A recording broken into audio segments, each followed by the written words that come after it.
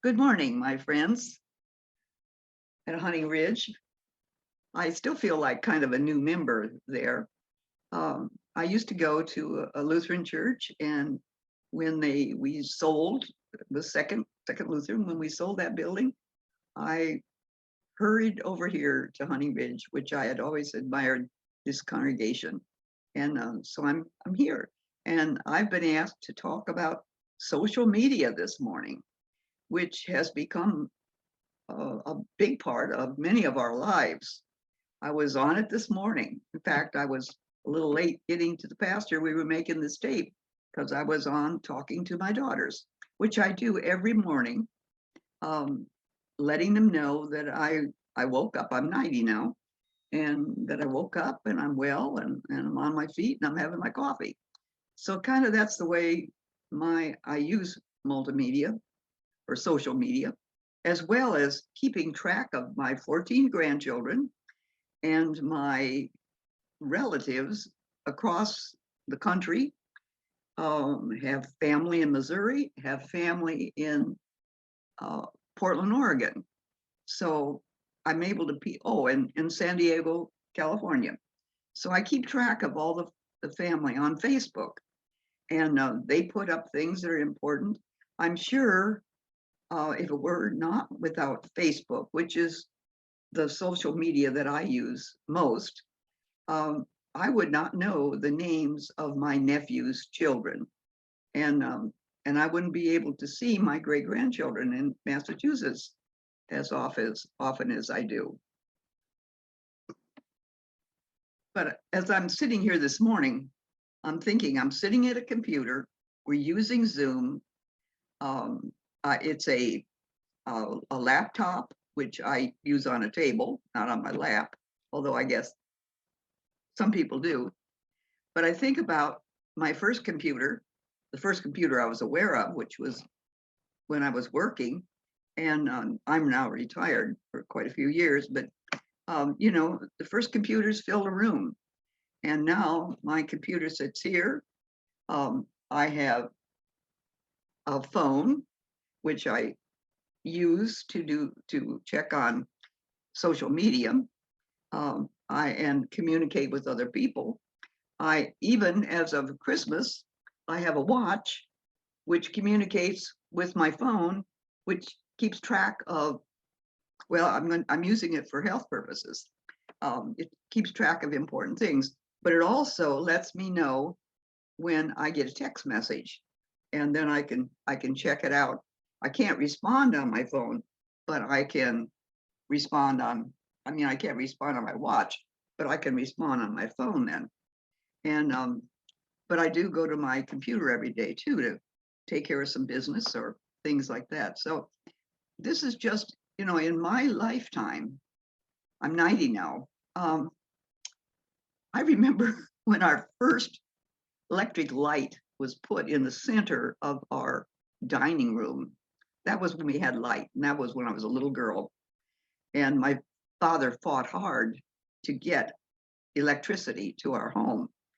But to think how far we've come from that time to this time, and that I've been along for the ride.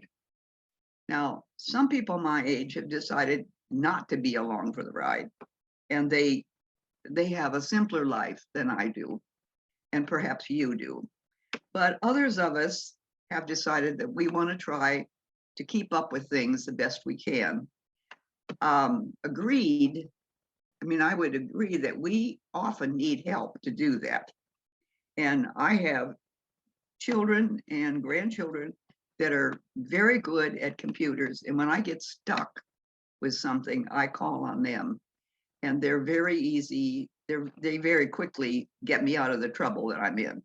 And I'm thankful for that. I also have um, a technician that I can go to if I don't want to bother my children. And he's in Catonsville, and we're well acquainted. But anyway, our church is going to make more of an effort to be involved in social media. And that's why I'm talking to you today, because we want to use Facebook to begin with. Of course, there's Twitter, and I'm looking at my notes. Of course, we know Zoom. We're all familiar with Zoom, but there's text messages, there's email, which almost seems ancient now. There's chats, there's Twitter, and there's Facebook. Facebook seems like the best place for us to be in terms of telling our story. So we've already started that. And maybe some of you who are on Facebook saw our pastor's Advent candles that she had in her home that she used, that she lit week after week. And also the candles in our church that, now that wasn't, I think you would see that on our homepage, on our website, the candles in the churches, they were lit, because our services every Sunday are on our webpage. But it was a way that we got the message out. Well, we're going to try to be more energetic and more effective in that, using Facebook in the future.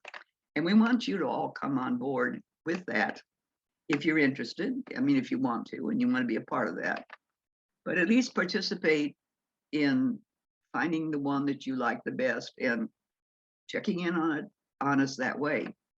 Now, if there's something there that you think is important to pass on to others, you're welcome to pass it on to your friends. But it's going to give us more of a presence in the community than we had before. And we think that's good. There's many things that we learned from Jesus' story and of how he sent out his disciples. And he sent them out 2 by 2. And he sent them out, as we've read in the scriptures, without a whole lot of support, because he expected them to get their support as they went along. And he also said in that they would, if they weren't welcome somewhere, they were to just go on to someplace else. So that's the way we're going to do. Are there risks to this? Are there risks to being on Facebook? I'd say yes, there are. We need to be smart about it, because people can target you. And I'm currently going through this myself. And so it's interesting. And one time I shared our Zoom address with a friend, and he embarrassed me by, putting messages on chat that were unpleasant. And I still regret that. But there's some things you just don't have any control over. You do it with the best of intentions. And that's what we are doing. We want to spread our love, our message of God's presence in this world, of his love for us, for his love for all mankind. And that's what we're about. That's what our motive is. And somebody misinterprets that, then that's on them. It's not on us. But just wanted you to know how I feel about that and how I encourage us to move forward with this. I think all of us are very much aware of how present social media is in our world today. And we need to be out there too, is my opinion and opinion of many. Because, that's where people are. That's where young people are. And we need to be there too. I think we can reach new companions in our church this way. And as we go along, we'll find new ways that we can be effective in spreading the message. And I thank you for listening.